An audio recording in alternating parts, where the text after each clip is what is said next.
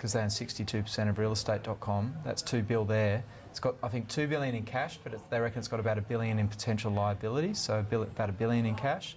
And then, from what I can see, you're pretty much getting all the other businesses for free, even at $14.50. So, at the right price, that could be good. The only uncertainty is what's the rationale behind that company? It's still so young. Is it going to continue to sort of sell down assets and break itself up, or try and flog off different parts of the assets? Or is it going to try and stay together as a holding company and grow its earnings? Because it is, I think it's quite an attractive mix of businesses, but it's a strange mix of businesses, you know. So it is strange, and there's always the Murdoch factor in that you really don't quite know what's going to happen. The X factor, isn't it? And that's why I haven't been a great, my clients haven't held News Corp a lot over the last 15 years, is because you just never know what's going to happen next. But I mean, the stock's had a spectacular run from the phone hacking scandal of $14 all the way up. And rightly so. 30s, I mean, their earnings profile, a lot of the stuff that he's done in the last 10 and 15 years is finally bearing fruit now. But it's just that he was quite willing to bury capital for 5 years to get into the right sector and take a long-term view. So I guess you could say that that's good. When you're 82, you can still take a long-term view, can't you? But all right, well, let's move on to our first caller for the evening, who's Don from Perth. Welcome to the program, Don. Yes, it's John, by the way. G'day, John. Sorry, we had your wrong name up in the order queue. That's okay. I'd like to ask about Magellan Flagship, MFF.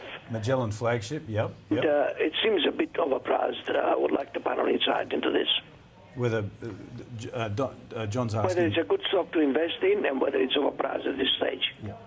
So Magellan, is it overpriced? Is it a good stock to invest in, or what should you be doing? I mean, we've got the chart up on the screen, and we've all talked about this one at length. Yeah. It's had a bit of a price pullback, but Ken. Yeah. The first thing, Don, is just for viewers, there's two listed stocks there with Magellan. One is MFG, which is investment in the company itself, Magellan, the fund manager, and the other one's MFF, which is into international shares that Magellan actually manage. So, look, the first thing is that I think strategically it's not a bad sector to be in at the moment. That is international, listed international. I think that with the Aussie dollar weakening, and our outlook over 2 or 3 years is for further weakening. And as we were saying before, a bit of uncertainty in the Australian market, yet the US market's looking good. And we actually believe that Europe is actually, there's some real opportunities now starting to present themselves in Europe. So we actually don't own MFF. We've owned MFG for 4 years, which has been fantastic. The reason we don't own MFF is because we think that they are at a real premium at the moment. So you're paying about 15% more. I think they're trading about a 15% premium. Paying about 15% more than what the stocks that they're managing are worth. And one that you might want to have a look at that my clients own is Templeton Global Growth Fund, TGG. Just as a comparison, they're trading at a 10 or 15% discount. Now, it's worth paying something for these guys, Magellan, because they've really delivered the goods. Whether you're going to pay 30, 25% more than some of their competitors is something you need to look at. What are your thoughts on it, Ben? Would you be buying it? Which entity would you be buying if you're buying? I'd go for MFG over MFF, and I don't understand why you would pay a premium to asset backing. Correct. Like, effectively, what you're doing is this trust owns a whole lot of international shares, and the shares I think are worth about $1.17 at last count, from what I saw. I think it's trading about 133 or something. So why would you pay 15% more for a portfolio of shares than they're actually worth? You're paying for the management, and I think there is some people chasing almost, how well it's performed.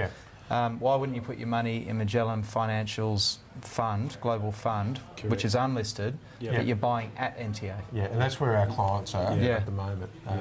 It's really interesting. This is sort of history repeating itself as well, because this happened with Platinum when they first, 3 or 4 years, PMC, 3 or 4 years after they floated, performing extremely well. One stage they were trading a 40% premium to their asset backing. They're now trading at about a 5 or 10% discount. So just be a bit careful there, although I do think they're very good managers. Okay, all right, John. Hopefully that will gives you the warts and all look at